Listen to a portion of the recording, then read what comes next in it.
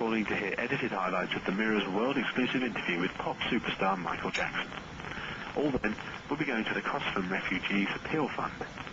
This is Michael's first interview to reveal details of his famous friendships with both Princess Diana and Liz Taylor. You'll also hear him talk about his own family, his anger over child abuse allegations, his love of the UK, and his amazing plans to help the thousands of Kosovan refugees. At one point, you'll even hear him cry. The interview starts with the Mirror asking him about his new album. Yes, I'm right in the middle of the album. I'm halfway through, and it's just it's a cavalcade of just wonderful songs, and I'm putting everything I have into it. I'm putting my heart into it because I'm not sure if I'm going to really do it again, as, you know, this might be my last one for an album. I may do, the next is doing soundtrack albums, soundtracks to films, but not just, you know, straight out pop. Next, Michael was asked what he hopes his new album will achieve. I want to touch the world. I want to touch the heart, the emotions of the entire world, every demographic, from a child to older people, from the farmer in Ireland to the lady who scrubbed toilets in Harlem. I mean, I want to reach every demographic I can through the love and joy and the simplicity of music.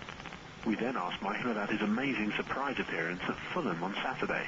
You know, I know nothing about sports, and Mr. Mohamed Fayyad taught me so much. I mean, I enjoyed myself so much at Fulham. I'm a fan. I'm addicted already, so you'll be seeing me more often at the games. I thought it was amazing. I was astounded by it. I mean, it's just... I had to ask a couple of questions because I didn't know the rules at first, but once I caught on, I thought it was really fun. It reminded me of everybody scream and yell, and it was just, I kind of got the jitters. It was wonderful. It was just great. It's this weird thing, but when I heard them scream, I wanted to stand up and start dancing because I'm used to hearing people scream when I perform. Michael was a big fan and a close friend of Princess Diana. Michael was asked how he felt when she died.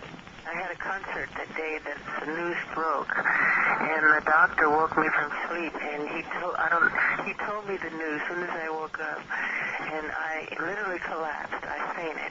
Really? And they had to give me the smelling sauce and everything, and I canceled my concert and I just wept for weeks about her and Dodie because I thought it was a match from heaven. I thought they were beautiful together, so why shouldn't they be together? And it was lovely. It was just lovely. And her heart, what she did going around the world, you know, being a philanthropist she was, like Mother Teresa. And I thought she was just a wonderful person. She proved that she really cares. It wasn't just talk. She really did care about people and children. The way I do.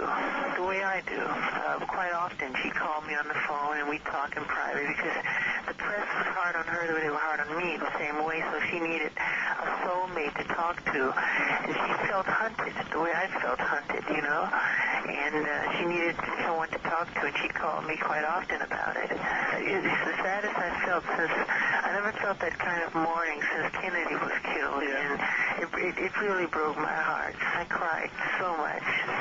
We asked Michael what he and Diana used to speak about. To generalize, it was about how we share the same feelings about the problem next door neighbor. They don't know what it's like.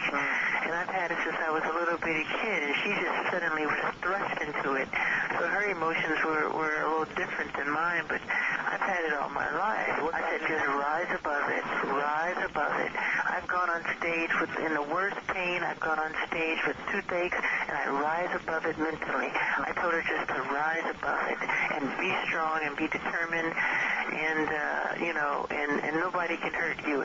Only you can hurt yourself, and be defiant. Be defiant. Michael was then asked about the impact becoming a father has had on his career and whether he had any ambitions for his children. I think about the children a lot and what I want them to do, but they have to pick their own career. But I would love to direct them in the arts, you know, if it's directing and films. Michael told us that his children particularly like his sister Janet Jackson's records.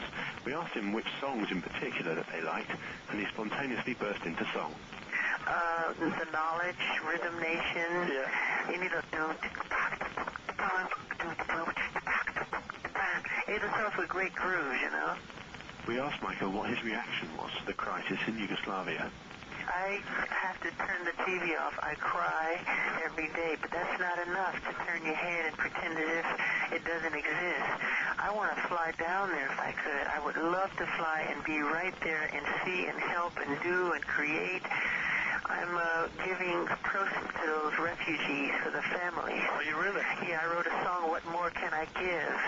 That I want to put all the stars together, and if I could do it here in Britain, it would be great. Maybe I should do it in Britain. I think you should. It's called What More Can I Give? I wrote it, and I want to give the proceeds to the families of Yugoslavia. Cool. Yeah, I should do it here instead of America. I get all your celebrities in England. And if the Americans want to fly out, fine too. One thing I didn't like about the We Are the World song that I wrote, I didn't like the idea USA for Africa. It was like it was discriminating the rest of the world. Because I asked for the Bee Gees, I asked for other groups, and they said, well, they weren't born here. I said, I don't care. I just want the world to show that they care. I'm not into politics, and I don't talk about religion and politics, but I think it's totally ignorant. It's wrong. To hurt people, to hurt innocent children over some political issue, I think it's genocide. It's wrong. It's a terrible thing for us. Ethnic cleansing is ignorant. Ethnic cleansing, that's ignorant. That's stupid.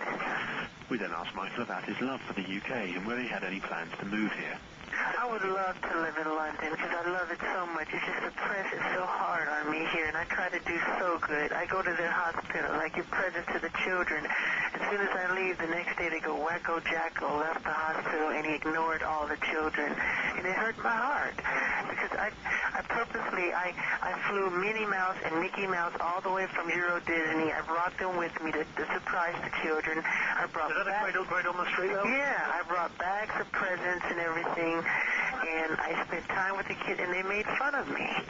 Next, Michael spoke emotionally about his feelings for the work he does with children. I'm very touched by it. If it wasn't for children, I would throw in the towel. I would kill myself. I wouldn't care to live. They give me my inspiration. They inspire me. Everything I do, every song I write, the dance, everything that I do.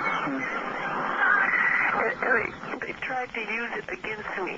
It's just been so unfair, and I'm very upset about it, you know. We were interested to know if the critical pressure on him had eased up at all lately. Have his critics backed off at all? Well, they need to. They need to. Because I'm just a person who want to be honest and do good and make people happy and give them the greatest sense of escapism through the talent that God has given me, you know? That's where my heart is. It's all I want to do. That's all. I just want to say, look, leave me alone and let me do what I want to do, which is share and give and put a smile on people's face and make their heart feel happy. We then asked how Michael would feel about people who suggest he would ever harm a child. I would slit my wrist before I would. Yeah. I could never, ever. Another of Michael's great friends is actress Elizabeth Taylor. We asked him to tell us a bit about his friendship with her. I haven't seen Elizabeth, but I saw her right before I left because she is Prince's godmother, and so I get to see her. Quite often. So the movies I take Elizabeth to the movies every Wednesday, every Thursday in America. Yeah. I have Warner Brothers Studio put aside privately for us, but she doesn't want to go because I'm a recluse and I don't like to go out. So she forces me. She's the only person that can force me into the public. So we walk right in, and by the time the movie's over, we have a crowd of people applauding us. Thanks for calling, and goodbye.